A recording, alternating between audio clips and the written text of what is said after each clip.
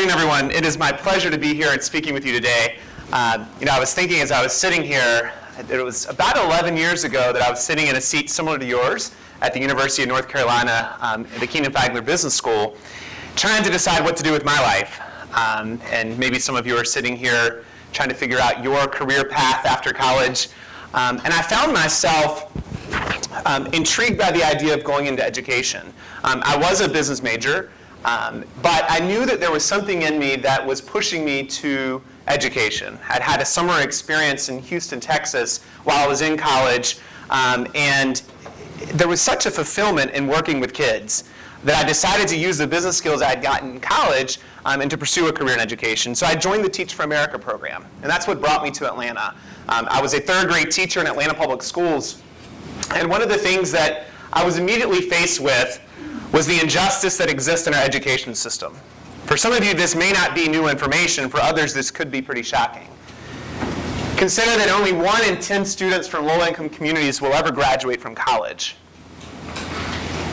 And the gap starts very early. In fact, by the time our kids in lower-income communities are in 4th grade, they're already 2 to 3 grade levels behind their higher-income peers. And only about 50% of kids who are in lower-income communities are ever going to graduate from high school. And those who do are typically performing at a level that's comparable to about an 8th grade level to those of higher-income communities. When I saw this and witnessed it firsthand in the community in which I was working, it seemed so unfair to me. And one of the things that seemed extremely unfair to me is that the kids I was working with, I saw such potential in them. They were so smart. They had such promise. But after they left the elementary school where I was serving them, and so many other very capable teachers were serving them, they were zoned to the lowest performing middle school in the state of Georgia. And that was their only option. Unless their parents could afford a private school education, that was their sentence in many respects. And after that, they were zoned to the lowest performing high school in the state of Georgia. That seemed really unjust to me. Fortunately, I had heard about a program called KIPP, and I explored that opportunity and explored the opportunity to open a KIPP school in the community in which I had been teaching. So in 2003, I had the privilege of opening KIPP WAYS Academy, one of our first KIPP schools here in Atlanta. I was the founding principal of that for 5 years until becoming executive director in 2008. Before we jump into KIPP, I thought it might be helpful to give a little bit of context for how KIPP operates. How many of you have heard of a charter school? Anyone want to take a stab at what a charter school is? And don't look at the definition in front of you. I'm a teacher, by the way. Come on. Yes? I believe they get some government funding, but they're not directly underneath the normal public schools. That's exactly right. They are public schools. They do receive public funding, but they operate independently from the public school systems in which they are zoned. So our schools are primarily Atlanta Public School charters, and we have one Fulton County school charter. We operate independently from the school system, but we do get public dollars. And the idea is more freedom in exchange for more accountability. So we operate on 5-year charter terms. We have a great deal of flexibility, so we can use whatever curriculum we believe is appropriate for our kids. We can use the instructional strategies we believe is working for our kids. As a principal, I had complete freedom over the budget that I was operating. I had hiring and firing rights over the teachers, so if I saw I had an underperforming teacher quickly in the year, I didn't have to wait a year and then go through a bureaucratic process for giving them to the next principal at another school. I could get rid of the teacher. Some of those freedoms is what sets charter schools apart. One of the things that's important to understand about charter schools is that students are selected randomly. By federal law, you cannot handpick kids. There's a misconception that charter schools can handpick kids, that they're creaming the crop. Charter schools, if more kids apply than there's slots for, the kids literally, you pull their names out of a hat. It's a random lottery. So that's a little bit of basics about charter schools. KIPP is primarily structured as charter schools. And so as we're talking today, it's important to understand the context of in which we're operating as a charter organization. So KIPP was founded in 1994. It was founded by 2 teachers who themselves were Teach for America teachers in Houston, Texas. They were very frustrated with what they saw in the public school system. In fact, they were first-year teachers. And they stayed up one night and they said, we can keep complaining about this or we can do something about it. And they came up with this idea of KIPP. Knowledge is Power program, and decided to start with 50 fifth graders and asked these fifth graders to sign up for this program called KIPP. And they asked the kids to come to school from 7:30 to 5. They asked them to come to school on Saturdays twice a month. They asked them to come to school for 3 extra weeks in the summer and to commit to doing a lot of extra homework. And in exchange for that, they promised these kids that we're going to find the best educators for you. We're going to make learning fun. We're going to bring you on exciting field lessons. And we're going to help you get to the best middle school possible for you. Because it started off as just a fifth grade program. The program was so successful in that first year. They saw such dramatic gains with these kids who had volunteered to participate in this program. They decided, you know what, we can't just send these kids off to middle school. We need to keep them a little longer. And so ultimately, Mike stayed in Houston. Mike Feinberg stayed in Houston and started the KIPP Academy in Houston and grew that original fifth grade program to a middle school, a 5-8 program. Dave Levin, who was from the Bronx, went back to the Bronx and started the KIPP Academy in the Bronx. And for several years, KIPP was just these 2 existing middle schools. Before I tell the rest of the story, we're going to ask whoever our technical assistants here, I'm going to show you a quick video that tells the story of KIPP probably much better than I ever could. So, what is KIPP? Okay, I'm ready. I describe KIPP as being not a dream school, but actually a dream come true. It's a preparatory chartered school that helps kids from low-income communities go to college.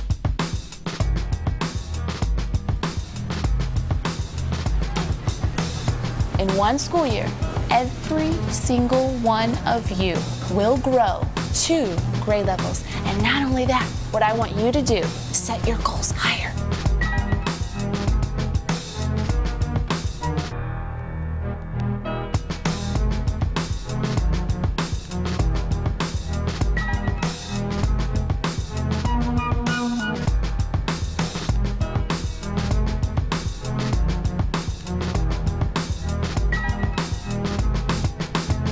It's not just a school, it's everybody working together to make sure that we can achieve our goals in life.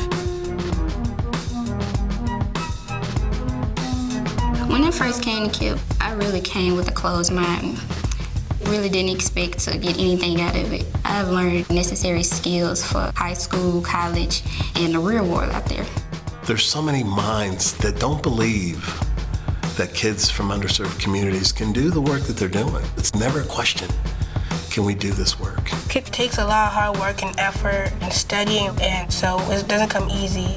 I think what makes KIPP special is the long hours that they have and all the extracurriculars that they offer. KIPPsters can say, I learned tools that I needed academically. I knew what I needed to do in college, but I also developed the character needed, the grit that it takes to be successful. KIPP is focused on that. When I think about teachers and how important they are to KIPP, a child getting 3 good teachers in a row, the odds that they will be working on or above grade level, no matter what their life circumstances, are tremendous. KIPP teachers are special because they put forth hours and hours of their day to help kids get a better education and climb the mountain to college. My favorite teacher is Miss Robinson. She tells us if we don't know something that keep on asking questions until we get it. KIPP teachers give out their cell phone numbers because there are no excuses to learning. This is my 3rd year with KIPP, and it's actually my 19th year in the classroom. As soon as I walked in the building, kids were the priority, and I knew that at that moment that I had to be a part of something like this. It's important that you are tapping into all of the great tools that are at your disposal and using them to create your own great practice. And I think KIPP does an amazing job of empowering teachers to do just that. A KIPP teacher is something different. I'm at a loss for words for them. They are incredible. They have 110% belief in their students. I've yet to hear he can't, she can't. I hear how can we do something different? It's team. That's the difference. First and foremost, the students work really hard. But for sure, credit also needs to be given to the teachers. Preparing materials and teaching them in a way that sticks. The single biggest contributor to a student's learning is the quality of teacher. So when I think about the role of the leader is there to recruit, mentor them, ensure that all of these teachers who are contributing directly to student achievement have a place of work that they're proud of and that they're continuing to grow in their craft. That's why I see that the role of the leader is essential in closing the achievement gap. I'm a true believer that school leadership is the way to make an impact on the education system. With KIPP, you have this idea of a power to lead, where you get to use the most innovative ideas for doing things better every single day. If we want to change our world, we need to develop children who are going to grow up into adults that are willing to speak their mind, and they're always thinking for themselves. I want to have a school where they feel like they can do that. Part of our responsibility as a school is making sure that we're not just setting up institutions of higher learning, and that we're not just building barriers around our schools and just taking care of ourselves, is that we're being outwardly open and serving the community. It's all of our responsibility to be our best in school, to be our best for our families, and to also just be servants for the community. For me, the thing that makes KIPP different is that we are all on the same page. Everyone's committed to getting kids to college. When I got involved with KIPP 3 years ago, it was KIPP to college. And for me, the great change was that we went from 2 to through. I'm very fortunate to be a member of KIPP's founding class. I'm also the proud daughter of an immigrant mother. She was enticed by this country's belief that with hard work you could be anything and anyone you wanted. So really it was no surprise that when her 9-year-old daughter came home one day talking excitedly about how a goofy-looking 5th grade teacher extended the offer to join a program that instilled in students that same belief, she didn't really hesitate to welcome him into her home. And so while plenty was lost in translation, she was just impressed but confused by the fact that these 2 young white males from seemingly affluent families were sitting on her couch asking for permission to help her daughter go to college. Sight unseen. There's no 60 Minutes, there's no Oprah, there's no Waiting for Superman. No one knows us. We were going door to door. Hey, just picture this, door to door, knocking on people's door, right? Do you have a child in 4th grade? The first experience that parents and kids have with KIPP is that meeting in the home. It sets the tone that this is something different. This is something special. If we really want to be partners with the parents, then why wouldn't we want to sit around the kitchen tables, drink some coffee, and talk about their hopes, dreams, aspirations for their children, and what we can do to help make those hopes, dreams, aspirations come to fruition.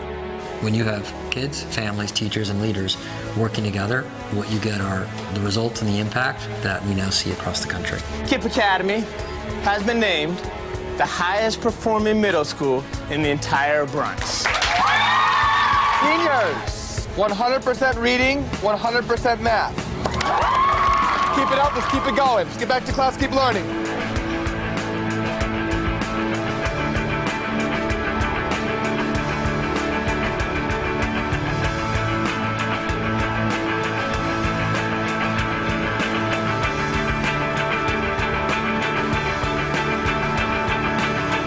My name is Derek Bennett, and I go to Gaston College Preparatory, and I will go to college in 2010.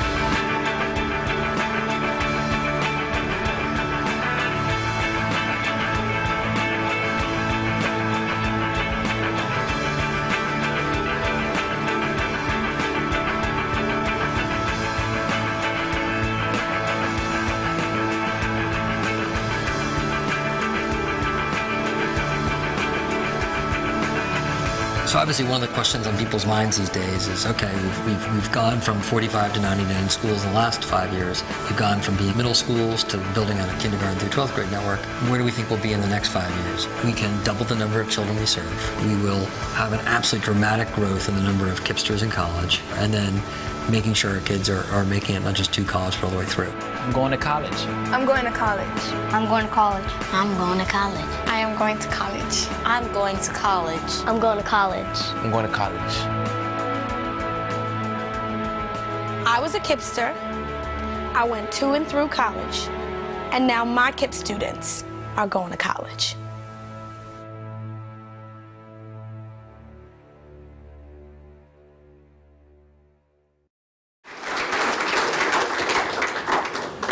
So clearly from the founding of KIPP in 1994, a lot has happened. In 1999, 60 Minutes did a special on KIPP, and that's really what launched KIPP into its growth. The founders of the Gap and Old Navy clothing stores down in Doris Fisher were searching around for something to invest their private resources. And they found Mike and Dave, I think through the 60 Minutes special, and met with Mike and Dave and said, you know, this sounds like something we could replicate in much the same way they had replicated the success of their original Gap store. And they decided to invest in KIPP and started the KIPP Foundation, which began in 2000, and created the Fisher Fellowship. The idea of the Fisher Fellowship was fundamentally what they knew worked about KIPP really began with the leader. And they felt that if they could find folks like Mike and Dave who were entrepreneurial, who really believed that all kids can learn, who were willing to commit the hours and willing to do whatever it took for kids, that if they could find enough of those people, give them the skills, the business skills, the academic skills to go and open KIPP academies, that really was the model to replicating this around the country. And if you think about it, from 2001, when we opened our first replication schools, to today in 2011, we've grown from 2 schools to now 99 schools. Pretty dramatic growth. Perhaps most impressively, though, has been the results that those schools are consistently getting. Among the top performing schools in the respective cities in which we're located. In New Orleans, the top performing middle schools. In New York, the top performing middle schools. Los Angeles. Name the city, find KIPP, and you'll see that it's among the top schools in that city. And there's something to that, and I hope today to be able to share with you what it is about KIPP that's really working. We're at 99 schools serving 26,000 kids. We're now in 21 states, including DC. This gives you a little bit of detail about the exceptional results we've gotten. Taking a look at our middle schools, kids come in 5th grade, and you can see that after just 1 year with us, about half of our classes are performing or outperforming their districts. Within 4 years, nearly 100% of our classes are outperforming the 8th graders in the districts in which they're operating. If you look at national norm reference tests, this tells us how our kids are performing relative to their peers around the country, not just kids from their local neighborhoods. As you can see, kids are coming in below the national average when they come to KIPP and leaving well above the national average. To put it on kind of a grade level equivalency, on average, kids come in about a grade level behind to KIPP schools and typically leave a grade level or 2 ahead of where they should be relative to their peers. Perhaps most importantly, though, is the statistic you saw in this video, that about 85% of KIPP students are going off to college. We have now about 1,000 kids from our first few KIPP schools who now have students who are eligible to go to college, and you can see that number is about to dramatically grow as we have kids from our replication schools that are now going off to college. So what is it about this model that's working? First and foremost, this is probably the most critical piece of KIPP that a lot of people don't really understand.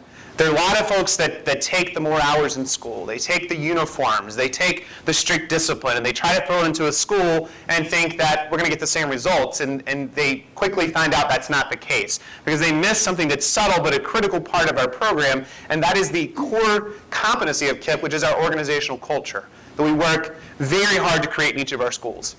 A culture of high expectations, not just for kids, but for adults and for parents. It starts the day our kids walk in the door, and you can even see from the video there's a very singular focus on getting kids to college. Everyone's very clear why we're there. Everyone's very clear that if you don't believe that kids from low-income backgrounds can go to college, you don't belong in our school. And that's underpinned by having great teachers and great leaders who have the power to lead in their building. Leaders who have autonomy, who have flexibility, and are not caught up in a bureaucracy that prevents them from being successful leaders. And the same for our teachers. They have the ability to innovate. They have the ability to do what they know is in the best interest of their kids. Second is that it is a demanding education model. We ask a lot of our kids. Our kids come to school about 50% more time than what they would if they were in a traditional public school. We recognize, though, that if we're going to get our kids to college and fulfill this promise we make to them to see them to and through college, we can't do the same things that they were doing until they came to us. We have to roll up our sleeves and work a little harder. And part of our challenge is not just putting in the hours, but convincing our kids that you have to commit to this, particularly when it's really hard. And it's strict discipline. We take a no excuses, no shortcuts approach. If you come to school and you didn't do the homework, I'm sorry that things are rough at home. I'm sorry that this happened or that happened. There's no excuse. There's a consequence for it. It's a tough love approach. We have enough people in our society feeling sorry for our kids. Our kids need people who are going to challenge them because they're able to rise to the bar, as long as the bar is high for them. We work really hard to create a team and family community. If you ask kids at KIPP, what's the thing that's different about your school? What a lot of them would say to you, the number one thing that's different for them is that I know the adults care about me here. These are hardworking teachers. They'll do whatever it takes for me. They have cell phones. I can call them for homework help at night if I need it. That goes back to that no excuses. If you get home and you don't understand algebra and there's no one at home to help you, we can't say there's no excuse, you have to do your homework if we're not available to help you with it. So it's part of the culture of KIPP. We really try hard to create that team and family community and use positive peer pressure. If you go into our KIPP schools, if you go into the average middle school, I'll say this, and you look for kids participating and the teacher asks a question, you probably get the kind of reaction I got a minute ago when I asked a question I had one hand to answer in the average middle school. At a KIPP school, you see most of the hands going up. Kids are engaged. It's cool to learn. And that's the culture we try really hard to create, that learning is cool. And there's a long-term, this was mentioned in the video and I think is really important. There is a long-term commitment to our kids, not only to college but through college. We are in touch with every kid who has left our schools since we started them in 2003. I talk to many of them. I get text messages in the evenings from them. We know where all of our kids who are seniors now about to go off to college, where they're applying to college, we're helping them with their college applications, we're helping them find financial aid, and we are adamant about the fact that they will all go to college. And we're going to help them get there. And when they get to college, when a lot of kids from lower income backgrounds fall off, a lot of kids make it but don't make it through, we're going to be there to support them, provide the resources they need to make it through college. That's often what sets KIPP apart from other organizations that are doing great things for kids, getting great results, but aren't necessarily seeing the kids all the way through. And finally, as you probably can tell already, we very much focus on results. We're very disciplined about looking at test scores and looking at other metrics that we use to measure our success. We look at attrition. We look at satisfaction of the key stakeholders. We look at our financial metrics to make sure that we're operating in a prudent way and using our resources wisely. So that's really the model of KIPP. So let's talk about KIPP here in Atlanta. I mentioned that I had the privilege of starting KIPP WAYS Academy in 2003. We had a sister school that started down in East Point at the same time, KIPP South Fulton Academy. When we grew these schools after the end of our 4 years, one of the things to know about KIPP is that we open our schools one grade level at a time. And this kind of goes back to that culture piece that we understand is so important. That you don't start with 300 kids and try to create a culture. You start with a grade level. You build the culture there, and then you systematically build it as you add a grade level each year. So we started in 2003 with 85 fifth graders at each of our schools. We grew at one grade at a time. And by the end of it, we had fully grown out those two schools. They were the two highest performing middle schools in the state of Georgia, serving more than 50% low-income students. And they were the only two middle schools in the state of Georgia. If you ranked all middle schools, they were the only two in the top 100 that had a majority of low-income students. So we knew what we were doing was working. It was closing the achievement gap for kids, and our waiting list started growing. The demand started growing. We couldn't serve all the kids who were trying to come to us. So we took a step back and said, you know, the demand's growing, this is working. Is there a possibility for us to serve more kids here in Atlanta? Because there are thousands of kids in Atlanta that would benefit from this. We went through a strategic planning process, and we ultimately decided, yes, the needs are there, the opportunities are there, the partnerships with the districts are there, and we made a decision we wanted to grow.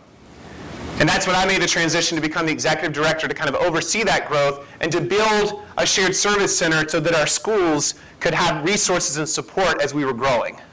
The model prior to this growth was that we were independently operated schools. So when I was the principal, not only was I the academic leader of the school, I was the accountant, closing the books at the end of the month. I was the person who reported to the board. I was the HR guy. I was the payroll guy. I was the person who ran the business and the instructional program. That was not a sustainable model, but that's how KIPP started. And if you really dig into kind of the KIPP story, there are a lot of lessons learned and many mistakes along the way. And these were just two entrepreneurial guys who just went out and did whatever it took. And then as we got bigger, we realized that we have systems that need to be put in place, and we have to think more strategically about our growth. And so in 2008, when we grew here, we knew that we needed to set up a shared service center to take those things out of the school and really ask our principals to be academic leaders. So that's the second thing we did. The third thing we did is we needed a Metro Atlanta board of directors over our schools. These are set up as nonprofit organizations. They are governed by the board of directors over the school. We had independent boards at the time. We merged them into one board, and so as we're growing, all of our schools are under one board of directors. So those are the three things that we did to really set ourselves up for growth. In 2009, we opened our first expansion school here in Atlanta. It was KIPP Strive Academy. That's down in southwest Atlanta, in the west end area of Atlanta. KIPP WAYS, by the way, in case you're wondering, is just in northwest Atlanta, right by the Atlanta University Center. And we just opened in 2010 KIPP Vision Academy this past summer, and that's down in southeast Atlanta. One of the things you probably picked up on the video is that KIPP started as just middle school programs. We started with 5th grade, we went to 8th grade. It didn't take us too long to figure out, you know, we used to always say, Fifth grade is kind of like the 2-minute warning in the football game, you're down by a touchdown. We can still win the game, but it's going to take a lot of hard work to get our kids caught up, to get them on grade level and get them to college. And as we did this for a few years, we realized, it would be a lot easier if we started a little earlier. So we started growing elementary schools. We also had the realization that we were taking kids, growing them, getting them above grade level, then sending them off to high schools. We were getting them into some really good schools. We had kids going off to Hotchkiss and Deerfield Academy and some of the most elite private schools here in Atlanta. We have kids at Westminster and Woodward and Paideia, and you name a private school, there's probably a KIPP kid there.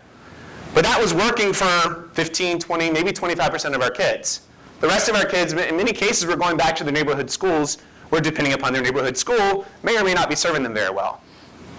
So we recognized that doing all this hard work just to send them back to a school that wasn't serving them well was not really ultimately serving our mission to get our kids to and through college. So we made the decision, and KIPP around the country has made this decision, to open high schools as well. So the model has really evolved to be a seamless K through 12 model. So here in Atlanta, we're looking to do what the KIPP Foundation has done around the country, and that is to grow a pod of schools, which would be ultimately 3 elementary schools that would feed those 3 middle schools in Atlanta public schools that ultimately would feed into the high school. And then, of course, we still have our school down in Fulton County. We're not currently growing in Fulton County for a variety of reasons, not the least of which is that the funding in Fulton County is pretty low. And from a financial perspective, it would be really hard for us to pull off significant growth in Fulton County right now. We're trying to do this in a sustainable way, so we're not relying on a ton of philanthropic support to be able to pull it off. So that is where we are today. A little bit more information about our existing schools. We're serving about 900 kids in 5th through 8th grade right now. We have about 435 kids that are alumni that are in our KIPP Through College program. As I mentioned, we keep in touch with. Almost all of our kids in Atlanta are African American students. About 75% are eligible for free reduced lunch meals, and I mentioned that our 2 established schools are the highest performing schools, highest performing middle schools in the state of Georgia, serving more than 50% low-income kids. And we've had the same sort of results here locally as the KIPP Foundation has seen around the country. These are our 8th grade CRCT scores. It would take me days to show you all the different test scores. But if you look at our test scores, we are outperforming not only the districts in which we operate, but the state as well, and pretty significantly in many cases. This shows how we're growing in terms of a national percentile ranking. Again, kids typically come in below grade level, and they're ending in the top third of the country in terms of 8th grade performance. So I talked about this growth. Our ultimate aspiration as we grow out this pod of schools I mentioned, it will be a slow growth plan, but ultimately by 2018 we'll be serving about 3,300 kids, which in its scale may not seem very large relative to Metro Atlanta. In the state of Georgia will actually be larger than 100 of Georgia's 185 school districts, which to us is important. It's not just that we're at a certain size, but it's that many people say to us, yeah, it's great, you have this example here, you have this example here. We'd like to make the case that this is possible in public education, because our mission is not just about the kids we serve, it's about making a larger impact in public education. For those people who are doubters, those people who don't believe that kids from low-income backgrounds can achieve, our mission is to change the mindset that exists in many public schools today. Before I conclude, I thought it would be important, for those of you in the room who may know some of these folks, we have a lot of people in our community who are engaged in KIPP. This is our profile of our board of directors. It was important to us that we found some folks with some good business experience to really help us in managing the operations of this organization, so you hopefully recognize some of those names. And we have folks on our different committees who are engaged in our work as well. I mentioned fundraising. People always ask, why do you need funding? Why do you raise private dollars? And I think while some of you may not be interested in giving money, because you're poor college students probably, like I was, it is probably important that you understand why we raise money. We get most of our dollars from the public resources, the tax dollars that fund our school, and that funds most of our operations. We have a few things that we fund through private resources. There are a couple of areas where we don't have money. So we often take over old existing public school buildings when we open a new KIPP school. Often those schools are run down. We have to do significant renovations. So we just completed, for example, a $6.5 million capital campaign to renovate 3 of our facilities. we are not eligible right now for the SPLOST dollars that your sales tax goes towards that pay for capital improvements in public schools, even though we are a public school. So we have to raise private dollars to support that. And so a lot of foundations have contributed to that and allowing us to do major renovations at our school.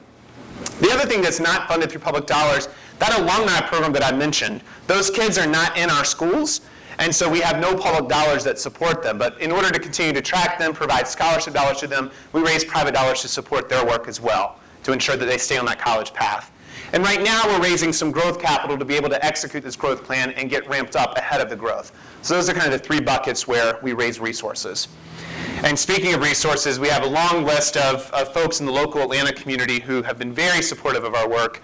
And it's 2 pages here of people who have gotten involved over the years. And almost every foundation in Atlanta at one point in time has been engaged in KIPP. So I'll end with some inspirational quotes from a few of our KIPPsters. And I really wanted to reserve most of the time today for questions and answers. So with that, I think we have a couple of mics. We have one back here. Is there another mic? You're going to do the mic over here? And we would ask that you speak it. Oh, thank you.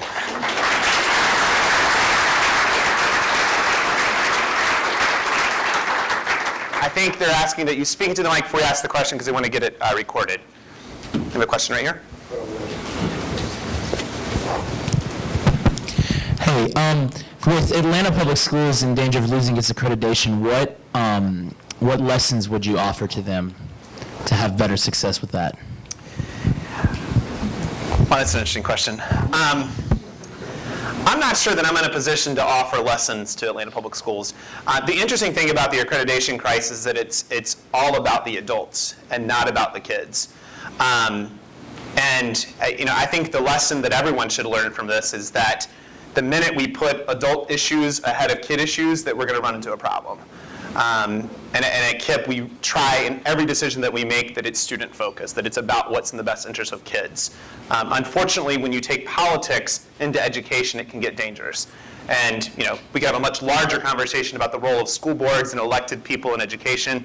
I think there's something to be said about the challenges with that model.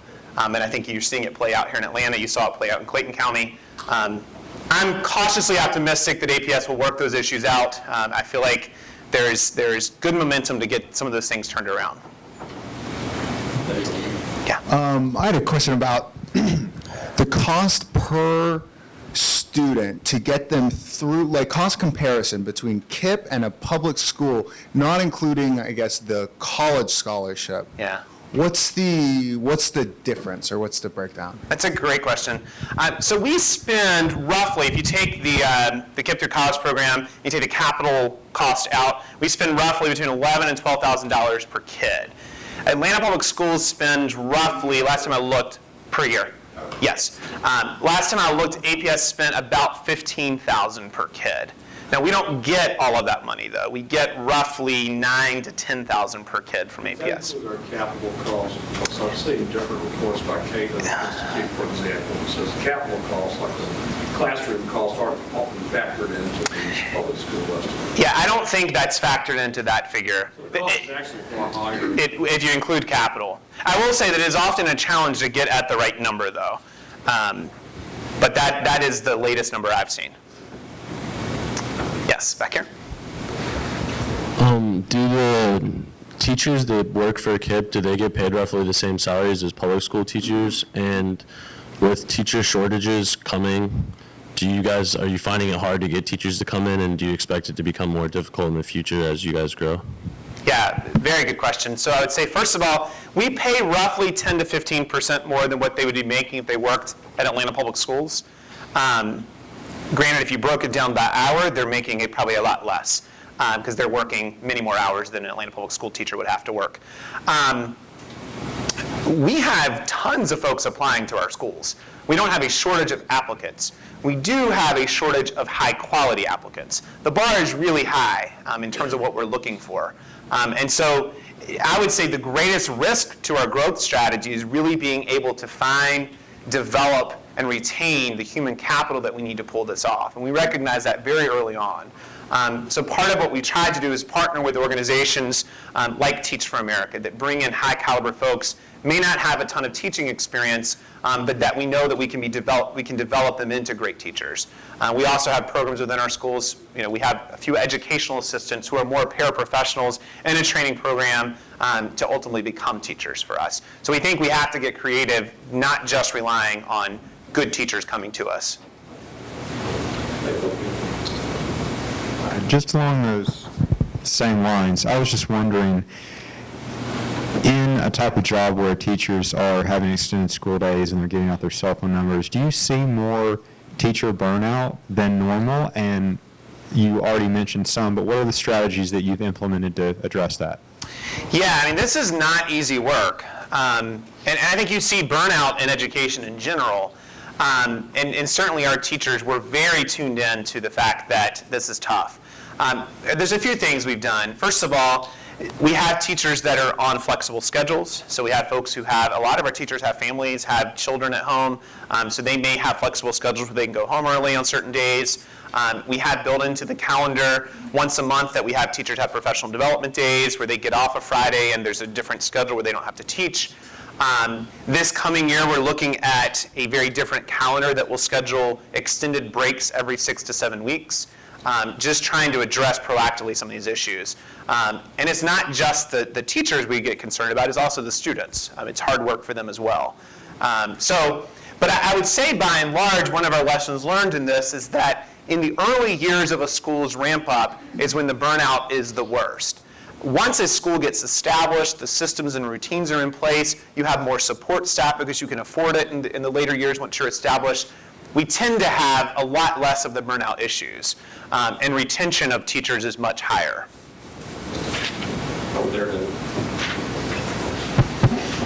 I think that the programs that you've explained here today are phenomenal and it's pretty inspiring, but has KIPP ever thought of developing some sort of program for public schools that aren't KIPP schools? And I would imagine that being a charter school, you guys can only affect so many kids, and there's so many others that end up in the public school system otherwise. Yeah, it's a great question. If you look back at the history of charter schools, the reason they were started is the thought was that they could be incubators of innovation, and the lessons learned from those charter schools could be shared, the best practices shared and replicated in traditional public schools.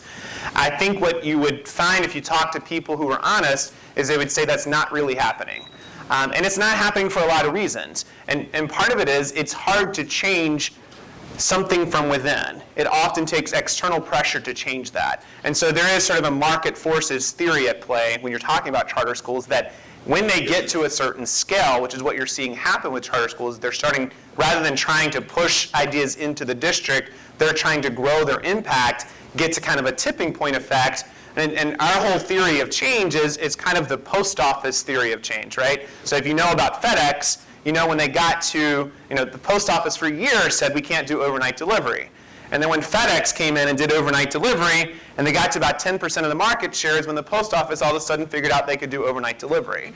Our theory of change is the same in public education, is that we hope that after we prove example after example of what is possible public education, that we can be a positive force. I will say here in Atlanta, we have a unique relationship with Atlanta Public Schools in that a lot of charters and districts have very adversarial relationships.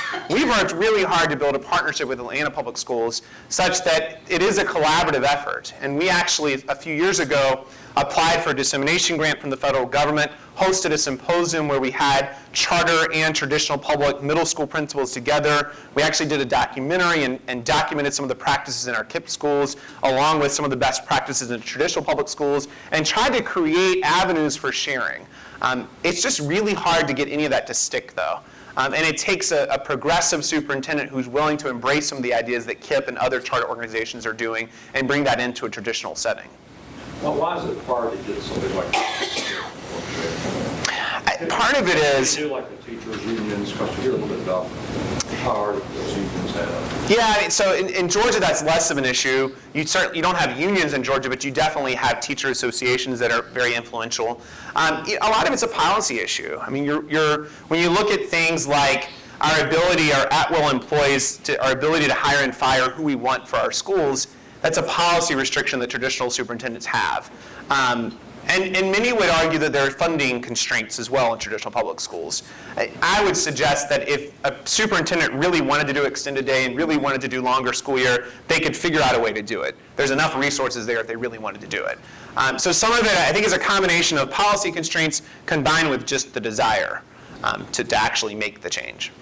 Good. Go back here.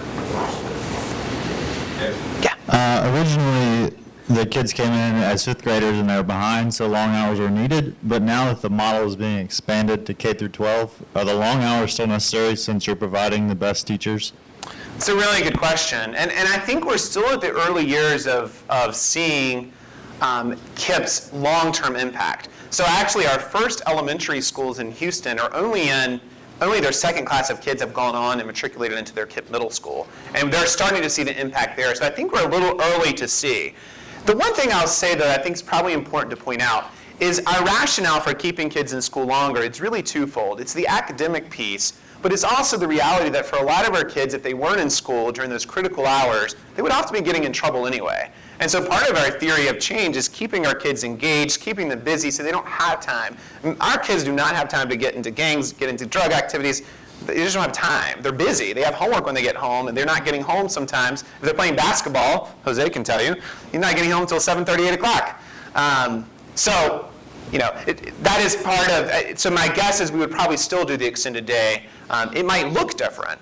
And the reality is, there's still a lot of work to be done. Even if we're getting our kids, on grade level according to standardized tests, there's still a lot of other skills we have to teach our kids to get them ready for surviving in college and thriving in college. Let's take one over here. Yeah, from what I noticed, it seemed like most of your KIPP schools were in urban areas. So with the expansion that you're planning, were you going to look into some lower educated suburban or rural areas, or are you mostly focused on the big cities? Yeah, we actually have a couple of KIPP locations. So Helena, Arkansas, we have a region of schools down there. We have a couple of schools in Gaston, North Carolina. So we do have a few examples of rural schools. I think our primary focus is on, well, I know our primary focus is on being in lower income communities. I think our theory of change around building on a cluster of schools where there's a density of low-income kids and having a regional infrastructure in place means that we'll probably only be in larger urban areas.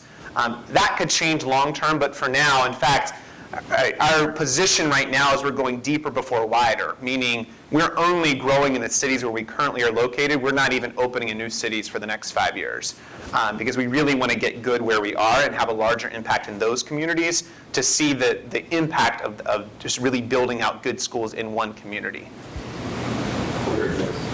Of the graduates that have gone on and finished college, how many of them have come back to teach in the KIPP schools? And do you have any program where maybe you can fund them and then they can come back and serve you instead of paying back the funding? Yeah, it's a good question. So we're still in the early years. We've only had, I think, 3 classes of students who have graduated from college, and they're from the 2 original KIPP schools, right? So we're just getting kids now in college from the replication schools. And so we'll have a lot more kids. I know there are a handful of alumni who are now teaching in our schools. We actually have one at KIPP WAYS who didn't graduate from our school, but graduated from KIPP New York. I'll say to you that although they may not all be teaching or working in our schools, a lot of them are very engaged still in our work. And we're in touch with, and because we are all throughout the country, when alumni from one school or one region goes to another city off to college, we're looking out for kids from Houston right now who are at Morehouse and Spelman. No connection to us beyond the fact that they're our KIPP cousins. And they come out, they tutor at our school. So there is that relationship. With regard to any sort of formal program of funding them or having them come back and give back, I don't think anything's been formalized at this point around that. But it wouldn't surprise me if that's something we did down the road.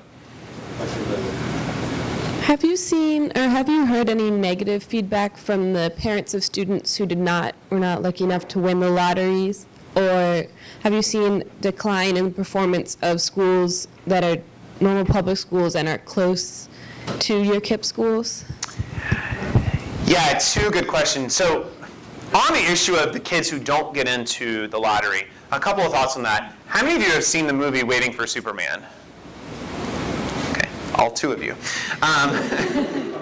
you need to go out and see that movie.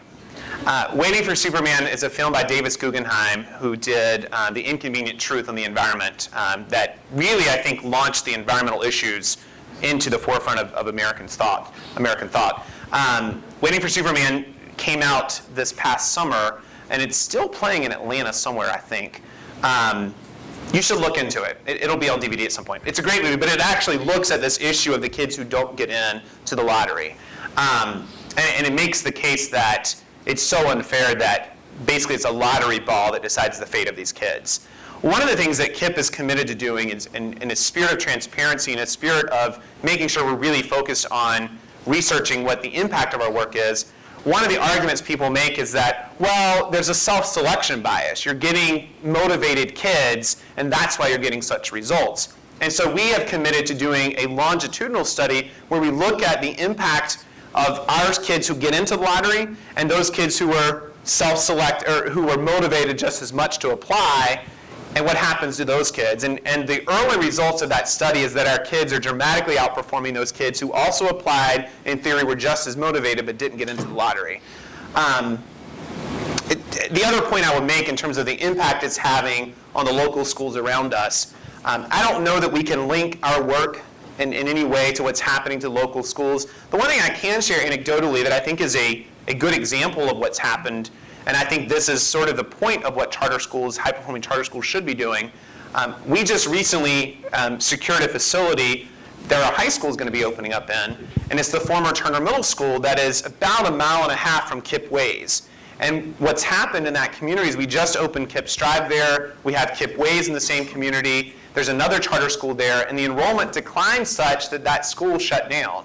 Well, that school has been a struggling school and a very underperforming school for years. And so in many ways, and now we're going to put a KIPP high school in that same facility in a community that really wants a high-performing school there. So in many ways, that's what KIPP should be doing, and that's what other charters should be doing, is taking the schools that aren't doing well and replacing them with schools that are. Since you rely to some extent on private funding, has the economic recession affected you in some kind of way? I'm very, I feel so lucky to be able to say no, not at all. And part of that is because I think a number of factors are at play there, but part of it is that the economic crisis sort of hit as we were building this board of directors. We've gotten a lot of folks engaged in our work over the last few years. So we actually have a great deal of momentum right now in the fundraising community. And I think, again, when you get good results, there are a lot of folks out there looking for good things to invest in. And in many ways, KIPP is the answer in terms of education that some of them are looking for. Oh, yeah, got one over there. Why don't you go with your first? Okay.